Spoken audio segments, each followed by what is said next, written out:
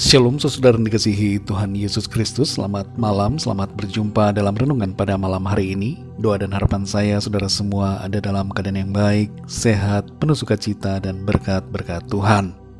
Sebelum kita mendengarkan renungan firman Tuhan, mari sama-sama kita berdoa. Bapa kami yang di sorga, Bapa yang sungguh sangat baik, Bapa dalam nama Tuhan Yesus Kristus, kami mengucap syukur untuk berkat kemurahan Tuhan, perlindungan-Mu, pimpinanmu dan penyertaanmu di sepanjang hari ini. Tuhan sudah menolong kami dalam segala aktivitas kami pada hari ini. Saat ini kami rindu untuk mendengarkan kebenaran firman-Mu. Urapi setiap kami ya Tuhan, agar kami dapat mengerti akan kehendak-Mu. Dalam nama Tuhan Yesus kami berdoa. Haleluya. Amin. Saudara yang dikasihi Tuhan, pembacaan Alkitab kita pada saat ini terdapat dalam kitab Nabi Yesaya pasal yang ke-17. Saudara dapat membacanya secara pribadi setelah mendengarkan renungan ini.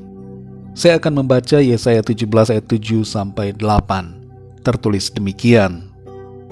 Pada waktu itu manusia akan memandang kepada Dia yang menjadikannya, dan matanya akan melihat kepada Yang Maha Kudus, Allah Israel. Ia tidak akan memandang kepada mesbah-mesbah buatan tangannya sendiri, dan tidak akan melihat kepada yang dikerjakan oleh tangannya, yakni tiang-tiang berhala dan pedupaan-pedupaan. Saudara yang dikasihi Tuhan, Jenderal Metaxas, seorang diktator Yunani di masa lampau, pernah mencoba sebuah hydroplane atau pesawat terbang air dengan menjadi pilot pesawat tersebut.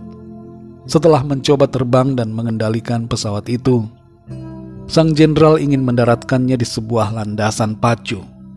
Tapi segera panglima yang ada di dalam pesawat berkata, "Mohon maaf yang mulia, tapi pesawat ini sebaiknya mendarat di air, bukan di darat." Sang diktator menyadari kesalahannya dan kemudian mengarahkan pesawat menuju ke perairan.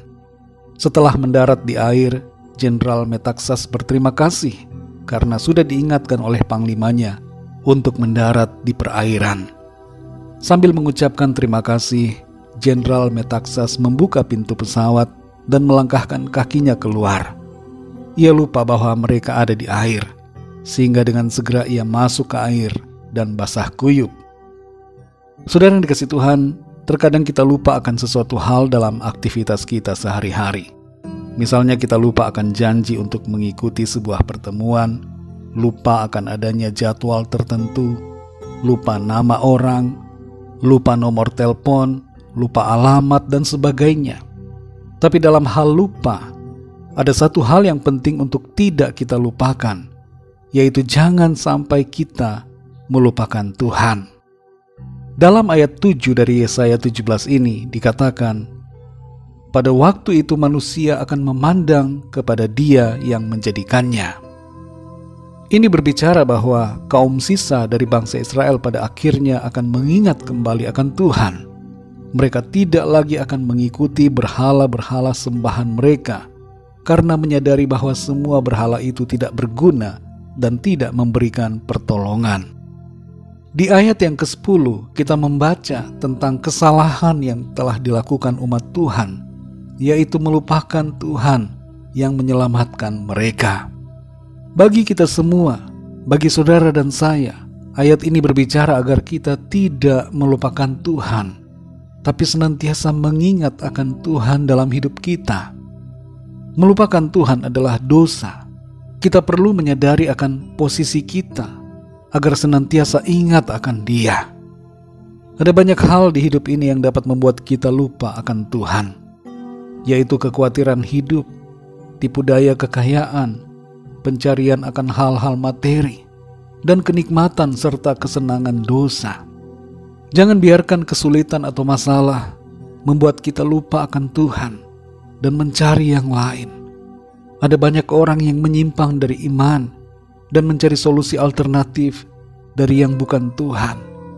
Sebaliknya saudara, jangan biarkan berkat berlimpah yang kita terima membuat kita lupa akan Tuhan dengan sikap hidup yang tidak berkenan kepadanya.